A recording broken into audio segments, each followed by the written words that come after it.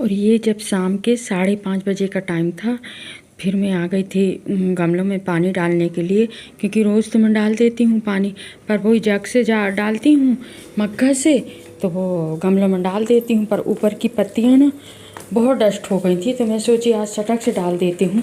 मैं 2-4 दिन मग्घा से डाल देती हूँ, फिर शटक लगा के एक दिन फिर डालती हूँ। तो आज मैं शटक लगाई थी, तो ऊपर मैं सोची पत्तियाँ सब धो दूँ ऊपर तक, क्योंकि बहुत सारी डस्ट हो गई थी, फिर बेकार लग रहा था। और पत्तियाँ साफ़ हो जाती हैं तो पौधे भी अच्छे लगने लगते हैं।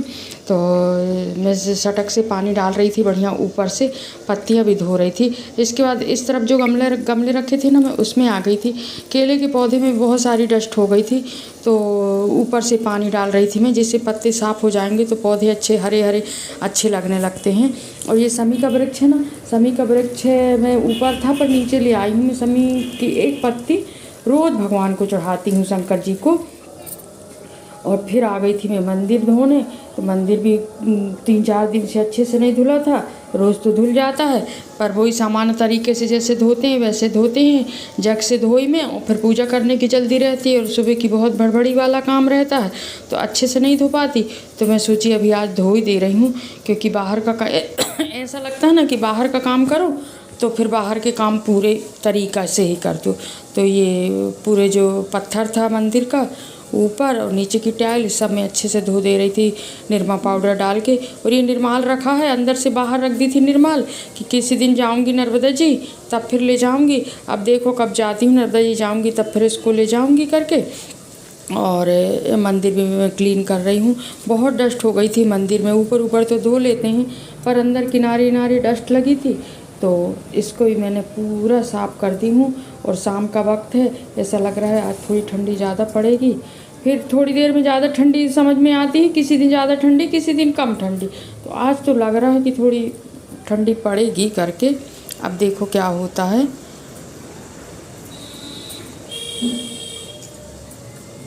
फिर ना मंदिर को मैं पूरा क्लीन कर दी अच्छे से, अच्छा साफ़ दिखने लगा था मंदिर। अंदर की मूर्तियाँ भी ना अच्छे से साफ़ कर दी हूँ। और यहाँ एक शंकर जी की पीतल की भी मूर्ति रखी है शंकर जी की, और हनुमान जी की भी थोड़ा सा उससे बच के कर रही थी। हेलो, कैसे हैं आप? राधा रानी रियल ब्लॉग में आपका स्वागत करती हूँ। और बड़ों को प्रणाम, छोटों को आशीर्वाद। जो मेरी हम उम्र है उनको राधे राधे। और आज दिन है संडे का, साफ सफाई है ना, खाना भी कुछ खास, संडे का दिन है। और दिनांक है आज 25, तिथि दूज, शुक्ल पक्ष। और सारे अपने साफ सफाई वाले सारे काम से हो गई हूँ फुर्सत। मैं सोची थोड़ी देर आपसे बात कर लेती हूँ। और सब लोगों को राधे राधे। आप लोग अपने अपने घर में स्वस्थ और सुरक्षित होंगे और अपना खास ख्याल रख रहे होंगे। और ख़ास ख्याल रखने का फिर समय आ गया, क्योंकि सुनने में आया है कि कोविड फिर से, कल मैं अचानक न्यूज़ देखी। न्यूज़ ज़्यादा नहीं देखती हूँ मैं, कभी कभार ऐसा देख लेती हूँ, पर सुनी में तो कल मैं न्यूज़ देखी, न्यूज़ में फिर से कोविड का आगमन हो रहा है। पता नहीं ये कोविड बन के रहे, कोविड बीमारी बन के रह गया, ये कोविड कभी नहीं जाएगा लगता है। तो अपना विशेष ध्यान रखिए, ज़्यादा भीड़ भाड़ में मत जाइए, और मास्क लगा के रखिए, सैनिटाइज़र लगाइए बार बार। फिर जैसे पहले करते थे वैसे ही करना पड़ेगा या फिर। और एक मसाला जो है ना, मैं पिछले साल बनाई थी, किसी दिन बनाऊंगी तो मैं दिखाऊंगी। मैं घर ही में बनाती हूँ मसाला, अच्छा रहता है। रोज़ चाय जैसे अपन बनाते हैं ना, तो चाय में डाल दो 1 चम्मच, तो वो काढ़ा ना शरीर में बहुत एनर्जी और गर्मी देता है, अच्छा रहता है वो काढ़ा। और काढ़ा तो ज़रूर पीजिए, सुबह टाइम तो काढ़ा बहुत ज़रूरी है। और शाम के दूध, हल्दी दूध। और अपनी इम्यूनिटी को बिल्कुल भी कम ना होने दें, हरी सब्जियां ज़्यादा खाएं और शरीर को बिल्कुल मजबूत बना के रखें। क्योंकि अगर शरीर में मजबूती रहती है ना, कोई भी बीमारी अगर आ भी जाती है ना, तो उससे अपन लड़ जाते हैं बीमारी से। और अगर शरीर कमज़ोर रहता है तो फिर बीमारी से लड़ नहीं पाते, फिर वो बीमारी बढ़ती जाती है।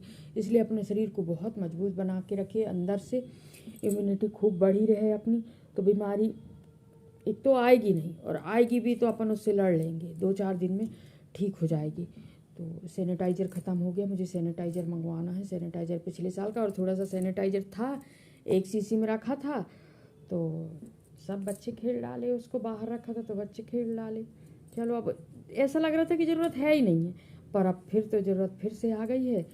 और एक बात और मैं क्या कहना चाह रही थी, अर्जुन की छाल, मैं अर्जुन की छाल भी डालती हूँ चाय में, जो अपने देसी भाषा में उसको कहुआ भी बोलते हैं। तो वैसे अर्जुन की छाल वो मंगा लेती हूँ मैं, और उसको बढ़िया धो के सुखा के छोटे छोटे टुकड़े काट के फिर खलबट्टा से पीस के रख लेती हूँ और डेली चाय में डालती हूँ उसको मैं। तो उससे तो हार्ट मजबूत रहता है।